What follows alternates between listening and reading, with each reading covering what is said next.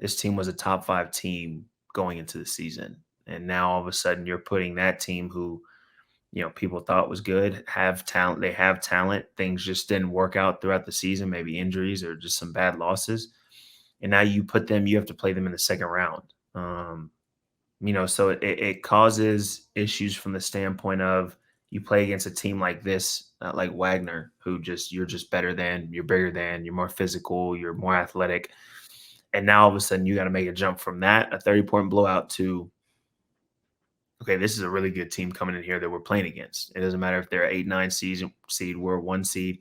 They're also coached by one of the most respected coaches to ever coach in college basketball. So when you look at those type of matchups and those things, I think it definitely is an issue. I think the toughest part with a team like Michigan State is just the experience that this team has. I swear, I feel like I don't watch a lot of Michigan State basketball, but I swear the last 4 or 5 years I've seen the same guys on the team every single time I turn Michigan State game on. And so it's like, you have a game like that where now you're going against, obviously we have some older guys on our team as well, but you've got a guy like Elliot, like we talked about. You have a guy like Harrison who hasn't been to the tournament, or Withers. You've got certain guys that have never really been in this kind of setting. And so it can definitely cause some issues. I think the biggest thing is going to be, once again, consistency throughout this next game. We're going to need Cormac to hit shots consistently throughout the game. We're going to need Harrison to be able to step up whenever those shots come to him and knock down shots throughout the game. And then, we're going to need guys to do all the little things, because I can see this game being more of a grinded out type of game than just a free flowing, talent, skill oriented game, just from how Michigan State plays and how physical and, old Michigan State really is. So, it's definitely going to be a different look of a game. And for college basketball fans in general, these are the type of matchups I think that make the tournament fun. But obviously, we hope that North Carolina can go in there and kind of, hopefully hit them in the mouth early and kind of keep that momentum going. I've got some stats about Michigan State that are not going to make people feel good, unfortunately. This is not a normal 9 seed. This is a very, very good 9 seed. In the KenPom rankings, Michigan State is ranked 16th overall. So they should be, theoretically, if it was going by KenPom, a 4 seed. And they are the number 6 adjusted defense on KenPom. So that shows they're a very good defensive team. Another stat nugget that I dug up, they are the highest rated 8-9 team in KenPom. In the list of all the 8s and 9s, they're the highest one at 16. That's a very dangerous team the last few years. Last year, the highest rated KenPom 8-9 team was Florida Atlantic, who made their way to the Final Four. So that shows that's a very dangerous team. The year before that, the highest rated 8-9 team was North Carolina. If you remember, UNC was the 8th seed when they went on that big run to the Final Four and national championship game. And the year before that, it was, I believe, it was Loyola Chicago, and they beat Illinois. And they knocked off the 1 seed there. So that top-ranked 8-9 team, maybe the team that's underseeded, that's been a very dangerous team the past few NCAA tournaments. So this is a game that North Carolina should take very seriously. They should take Michigan State not at the 9 seed, but at face value for the team that they are, and prepare for this game accordingly. I think when you look at the stats as well, and Justin talked about it, the guards that they have, you've got Walker, Akins, and Hoggard. You got a grad student, old guy, in Walker, played a ton of basketball. Atkins or Akins, he hit some shots today. He's a junior, and then Hoggard's a senior. So North Carolina's going to need to rely on their experience. And Justin, I'll kick this to you. The experience of being there and having done it before, how big a factor is it when you get in these type games? Because every time you guys, whether it was your team in 09 a little bit against LSU when they had a somewhat close game, but every other time teams have had to lean on the older guys to step up and play. Baycott and RJ have been in it. Nobody else really has. How important is the experience factor and bringing that leadership to these younger inexperienced guys at this point in the tournament? I mean, for me, experience wins in the tournament, period. I think the only team that I can truly remember in a while that has won with basically majority freshmen is that Duke team in 2014, 2015 with 15. Jaleel. 15. But they also had Quinn Cook, who was a senior on that team. They had who I think Emil Jefferson still there? I believe so. Another old guy. So they had some older guys, but the majority of them were young. So that for me, that's really the only team that I can think of. You know, everybody freaked out whenever Zion and RJ Barrett and Cam Reddish, like that team didn't win. And you look at some of the other teams that have been throughout college basketball where they've had some unbelievable freshmen, and you know, you just kind of wonder why can't they win? Well, there's something about playing just all kinds of different brands of basketball that gives you kind of that upper hand. You know, playing as a freshman, you go into college as a freshman, you don't really know what playing hard is. You don't really know what working hard is. You don't know what real physicality is yet. And so you go through kind of that first season as a freshman, and it's your first time experiencing some of the different aspects of college basketball, right? It's the first time where you really have to box out your man and you can't just go get a rebound. You know, there's certain things where you have to really know who you're guarding to know, hey, if I'm closing out to this guy, I know he likes to drive right, so I need to make sure to close out that way. When you're in high school, you just close out however you want to. So you throughout that whole first year, you experience new basketball. So like Elliot is experiencing brand new basketball. He's experiencing a different kind of work ethic you have to have, a different kind of physicality you have to play with, speed, all that kind of stuff. Well, you had 2-3 more years onto that 1 year, and you've basically played any kind of basketball that you need to play that you'll experience throughout a season.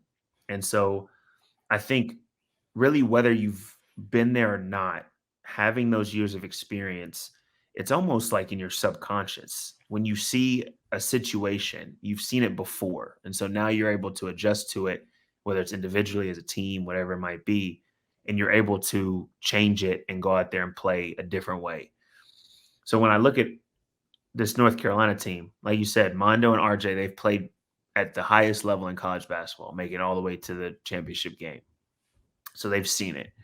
Cormac has played a lot of college basketball, but he hasn't necessarily played a lot of this level college basketball.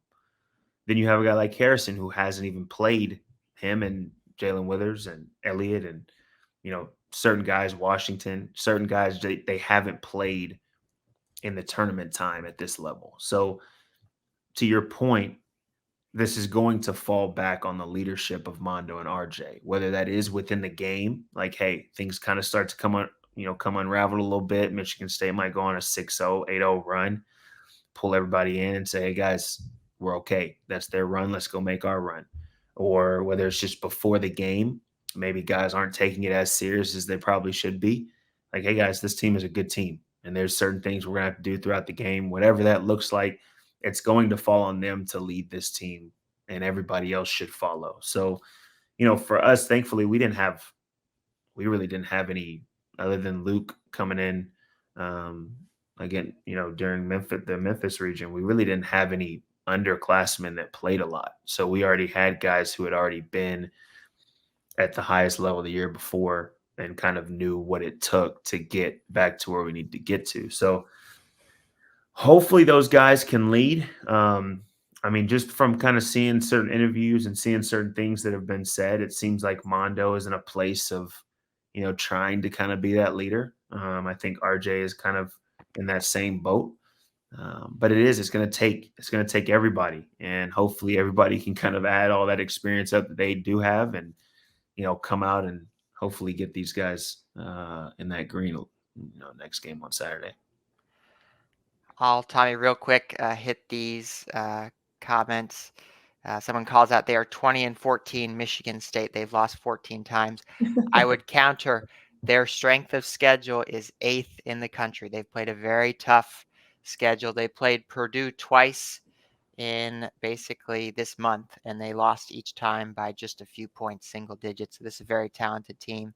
And to close it out, Justin, we had this question for you as well. This is from Mitch's M240. If you were a coach for a day, what would you tell Elliot to help with his shooting? Well, I first want to go back and talk about the previous comment, because that's a comment that I would expect a fan to say. I think my freshman year, we lost. How many games did we lose? We definitely lost double digits, at least 13, something like that. I'll look it up. Well, your freshman was 14, 15? 14, 15. All right. And we made it to the Sweet 16 and lost to Wisconsin, who ended up making it to the championship game against Duke. Yeah.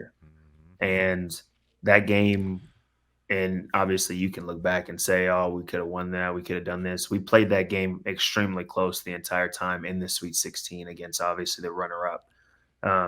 So I don't think you can ever look at wins loss column and say, oh, this team's not that good. I don't care what Kim Palm says. I don't care what we were still a really good team, and we just had some really bad losses throughout the season. So hopefully North Carolina doesn't take that same mindset and going into this game against Michigan State.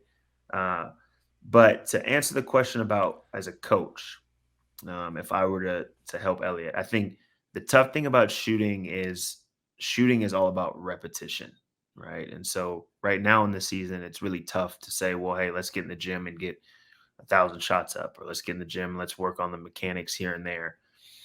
I think for Elliot, it's a matter of just staying confident.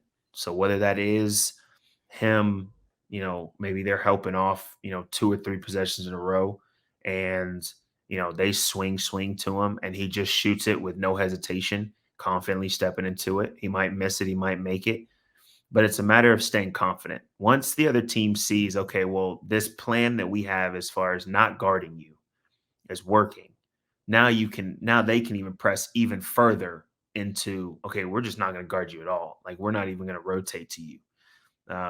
So I think for Elliot, it's not necessarily about how would I help him shooting the ball. It's more of what are different ways if your shot's not falling, or maybe you're not shooting the ball, what are other ways that you can still be effective? And we talked about this the last show with talking about Seth and even, Jalen Washington and Withers and guys like that, of how there's certain ways you can affect the game. There's still ways, even though he's a point guard, there's still ways he can cut. There's still ways he can be a screener, because now his man is further off him. And so whoever he's screening for is going to come off more free. He can still sometimes look to go to offensive glass because he is athletic.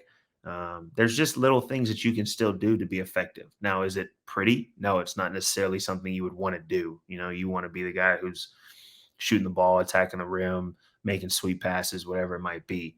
But there are certain things that he can do. So for me, if I were to look at him and say, hey, look, Elliot, going into this game, if they help off you like this, I want you to start setting more flare screens.